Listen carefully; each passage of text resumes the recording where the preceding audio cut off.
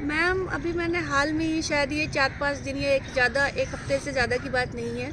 Ma'am मैंने सुना कि एक पुरुष ने अपनी बीवी के साथ जो ताकत बढ़ाने वाली जो सेक्सुअली अच्छा। वाली जो टैबलेट होती है हाँ जी। वो खाकर अपनी पार्टनर के हाँ, साथ हाँ, हाँ। अपनी फर्स्ट नाइट पर उस He had sex with हाँ her. He had sex with her. Ma'am बात इतनी बिगड़ गई कि लड़की को उल्टी आने लगी, पलटी आने लगी। ससुराल वाले ने मायके वालों को फ़ोन किया कि ये कैसी लड़की हमें दे दी कि बीमार, बिल्कुल बीमार लड़की दे रही है, पलटी हो रही है, इसकी तबीयत खराब है, खड़ी नहीं हो पा रही है। तो मायके वालों ने कहा हमने तो सब सही किया था, अभी उसकी पहली विदाई भी नहीं हुई है, आपने लड़की को अच्छे से देखा, जाना, भला सुना, तब आपने शादी करी है। ऐसा तो कोई हमारी लड़की में शिकायत नहीं थी, ठीक है, देख समझ के आपने शादी करी।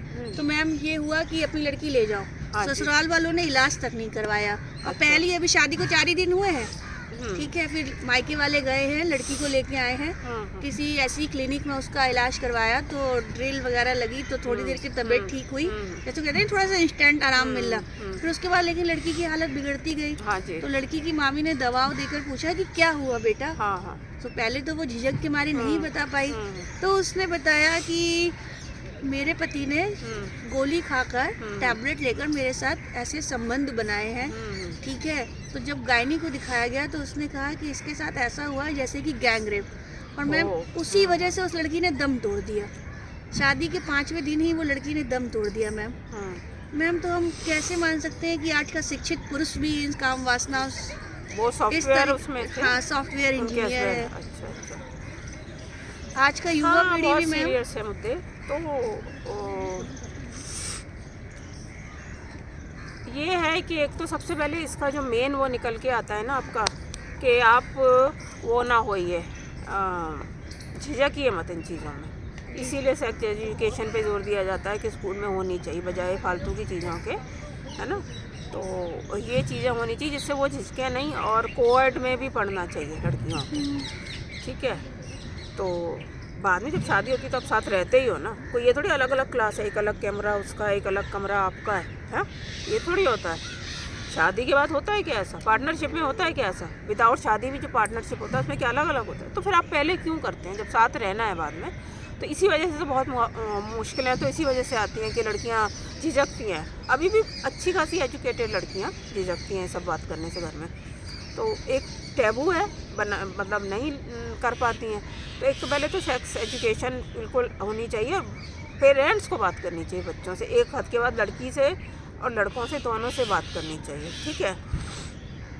परवरिश एक बहुत बड़ा मुद्दा है, ये जब चीज़ें होती है ना, एक बहुत ही बड़ा मुद्दा है। जब 4-5 साल के बच्चे होते हैं उनको एक बहुत ध्यान से परवरिश करनी चाहिए, नहीं तो आपको, मुझे नहीं लगता आपको पेरेंट्स होने का कोई हक है। लोग ऐसी शान से होते हैं कि बच्चा हो गया, माँ बन गई, पिता बन गए हम, ये हो रहा, लेकिन वो असली चीज़ पे ध्यान नहीं देते कि ये तो बहुत बड़ी जिम्मेदारी है पेरेंट्स बनना। तो सबसे पहले तो ये सेक्स एजुकेशन घर में पहले होनी चाहिए। एक उम्र के बाद बच्चे को धीरे धीरे चीज़ें बताते रहने चाहिए, ठीक है। माँ बताए और जहाँ फादर बता सकता है वो फादर बताए। तो ये तो पहले झिझक दूर होनी चाहिए। मुझे लगता है वो लड़की अपने हस्बैंड से भी नहीं कह पाई होगी, क्योंकि क्या होता है लड़कियों में कि ये तो उसका हक है आदमियों का, हाँ, कहीं बुरा ना बन जाए, कहीं ये ना हो जाए, कहीं वो ना हो जाए, मुझे निकाल ना दें, और ये ऐसा होता भी है, ठीक है। तो जहाँ तक है, एक तो ये सब चीज़ें पता नहीं कहाँ से आई हैं, ये फालतू की आर्टिफिशियल चीज़ें जो आई हैं, ये जो आपने अभी जिक्र किया, उस बंदे ने लिया और फिर ऐसा किया। तो मैं तो कहूँगी कि वो अपने भी जान जोखिम में ना डाले, वो मर्द लोग भी अपनी जान जोखिम में न डालें ये सब चीज़ें लेके, है ना। ये चीज़ें, ये जो जिस तरह की ये पिल्स होती हैं, ये सब होती हैं, ये कभी कभी इतने मेजर साइड इफ़ेक्ट्स होते हैं कि इनको संभालना मुश्किल होता है। तो पहले तो अपनी जान जोखिम में न डालें, और फिर ये सब चीज़ें इन द लॉन्ग रन इनसे कुछ होता नहीं है, ये सब चीज़ें। और एक उधर वो लड़कियों को होना चाहिए, जो आपने बताया वो बहुत अनफॉर्चुनेट इंसिडेंट। मतलब कहने का है कि स्त्री को सिर्फ भोगने की चीज़ ना समझकर बिल्कुल एक इंसान समझा जाए। बिल्कुल सारी सब बातों से निकल के यही आएगा कि स्त्री इंसान, और स्त्री खुद को भी इंसान समझे। अच्छी वाली एजुकेटेड लड़कियां, स्त्रियां भी अपने को नहीं मानती कि हम तो ऐसे ही हैं, अब ये तो झेलना ही पड़ता है, अब ये तो समाज ही ऐसा है, अब तो ये तो ऐसा ही है। तो ये सब चीज़ें नहीं होनी है, और यही सब सोच लेंगे तो कैसे, नहीं होने वाला। फिर आप झेलते रहोगे, है ना। तो जहाँ जो कुछ लोग, मैं कभी नहीं कहूँगी कि कुछ मैन बहुत, पुरुष बहुत अच्छे हैं।